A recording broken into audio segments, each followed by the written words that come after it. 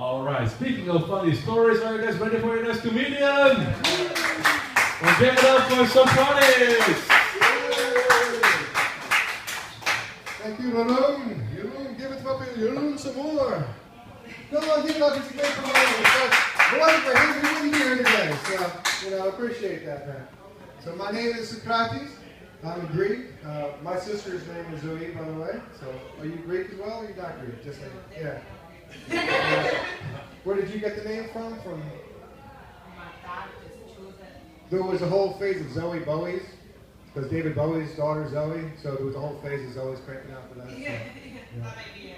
Exactly. This is my first time at the Fringe. This is my last day. I'm flying home tomorrow, so good choice to come today, because, there'll be other, probably better comics tomorrow. But nonetheless, still a good choice, so I'm pleased you did that. And this is a wonderful, intimate audience, and I'm doing the videotape for this in case of, well, we have Tourine here, and Charles in the back, and Charles' girlfriend Zoe.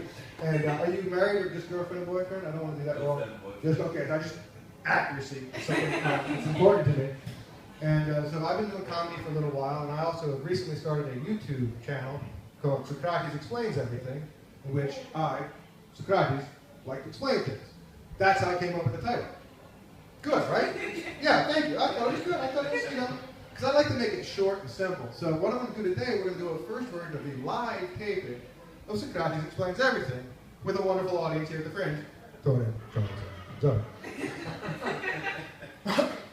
So what I need from you is audience participation, and I feel like I should sit up there and just talk to you directly, but I'm not going to, because I think that was done, and we're trying to move on. This is like a creative place, the Fringe. So try to think up of a question that you need an answer to, and you'll hear the first little bit and you'll understand basically what I'm doing, and you can figure out if you find something. If you don't, there'll be this really awkward moment when I say, hey, do you have a question? And then you'll just sit there silently, and there's only three of you. There's only three of them. And so, unless one of you, know what I'm saying? So the two of you are requiring the other one to say something. So that's like them ganging up on you, or you just totally dropping them and then making them have to fight it out later. So there's a dynamic here. It's like Comedy of Thrones, okay? So, one of the ones that started it was the thing, I find that creationism and evolution is a big argument. Are we all very religious? You said there's no topics or taboo, so I'm not even going to ask.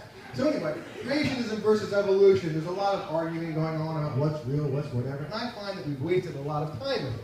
So I made one of my first episodes, it was called Creationism versus Evolution. Again, I'm great at titles. And we don't have but so much time, which is unfortunate, because it's like a 6-hour video, which is crushed down to 2 minutes. So I'll explain real fast, creationism versus evolution, and you'll understand where we're going. So, Socrates Explains Everything, live at the Fringe, creationism versus evolution. Yeah, it's not much more. So this is, here we go, ready? Okay. All right. God created evolution. That's pretty much it. I don't really have anything else to say on that particular topic, and I think that, we could, it seems to cut, because if you don't believe in God, you're cool, give him credit, you know what I'm saying? So that's essentially the level of complexity. Now, if it's a more complex answer, I'll do it, but if I can nip it in the bud, I'm there with it, So our second question actually comes in, this is my first request. I got a question from a Fedor I of Nepal, and Amsterdam and pretty much everywhere else in the world. And he asked me the question, sea urchins, why? Well, glad you asked that question, Fedor. Allow me to answer. Why sea urchins? Because life sucks, okay? All you're trying to do is eat a little bit of something, just scratch a little algae off the rock. And everyone's trying to kill you. So what do? You gotta protect yourself. You gotta protect yourself, otherwise you'll crush you, they'll step on you. If it wasn't for those spines, Fedor would have walked all over those sea urchins, and they'd be squished. That's why, Fedor, because all you're trying to do is live your life, and everyone's trying to kill you. Hence, sea urchins. Thank you very much. Thank you. It's my first edition of live Socrates Explains Everything. C for short if you need. So that's the first one, and that's a live one. And you know what's coming up next? Let me go to our audience here real fast and see if we have any questions in our audience. I see one on Charles. Charles has a question. Go for it, man. It's not going to get any better than this. So, I see urchins, they're definitely just trying to live their life, but they're not trying to pay with anybody else. So.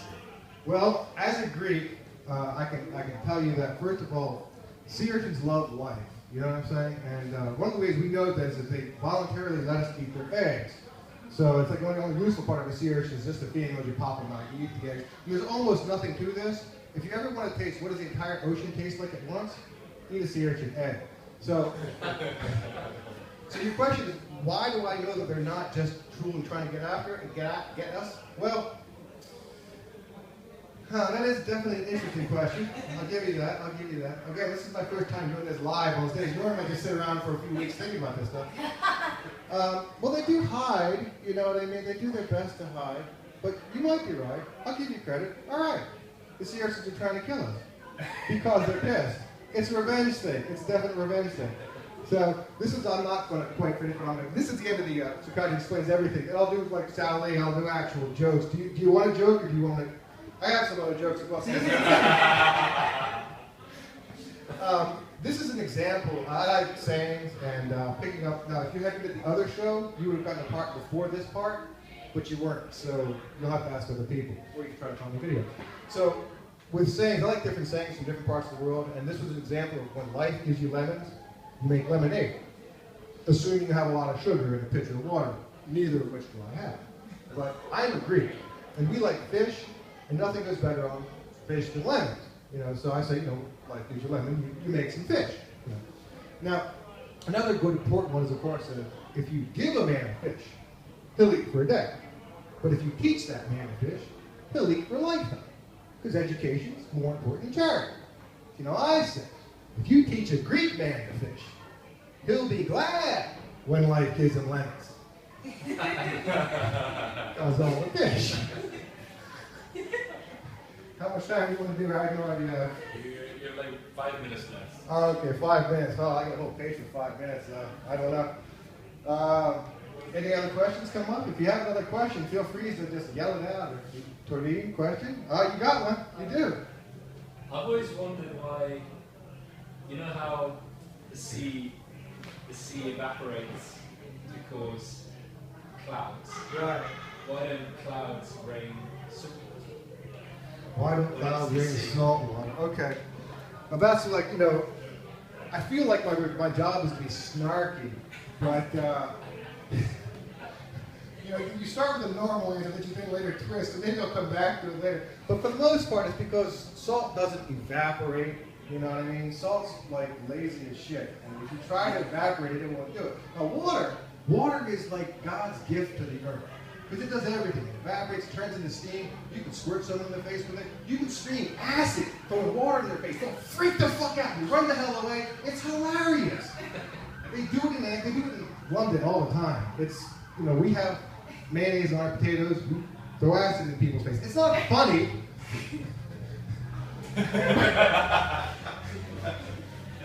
But it's why salt doesn't evaporate into clouds. This is going really well. My first question and answer thing. I really appreciate that. The only problem is this, and I know this won't concern you, and Charles, this really won't bug you in any way, shape, or form. But there's a 3 people audience at the moment, right? And I've gotten 2 questions out of 2 people, leaving at least one person whose name is exactly the same as my sister, by the way, who hasn't asked a question. And I feel the need to close my setup on your question. Zoe, what do you got?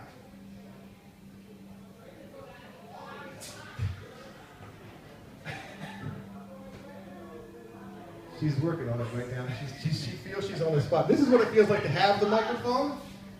The only difference between you and me right now is I can make more noise when I speak, but it's that same pressure. You feel it? Yeah. I feel it. I'm on stage. Yeah. I've got a question. Oh, you got one for her? Steal your question? Yeah, this is a question. Go for it. See, you're Greek. Yeah. Oh, sorry. There's some whispering going on in the background. I have to edit it. You're Greek, but your accent doesn't sound Greek. Ooh. That's true. That's true. We Greeks borrow stuff from everyone, and almost never pay it back. Is what it comes down to. But it makes more sense if you really want to know. I'm actually an American, which, by the way, is what it's like to be a German. I'm actually raised in New Jersey, My father's Greek, but my mom's American, and so naturally they wanted me to fit in, so, well, naturally they named me Socrates. But I'm born and raised in New Jersey, so that's why I sound like this, but it's South Jersey, so I don't sound like, I can't do North Jersey. It's a horrible place to ever go. See, we in South Jersey, we want to secede. It's a little state, but we try to secede from the North for a long time. So yeah, I'm an American, and why I don't live in America is because of America. I'd go back if it changed, like the way the Scottish people are going to probably come back to the Euro soon enough anyway. My prediction anyway. So this is my first live episode of Socrates Explains Everything. My name is Socrates, and I love to explain things here at the Edinburgh Fringe Festival. You are a wonderful, small, intimate audience, and I will remember each and every one of you for as long as I live. Thank you, Jeroen, and our producer.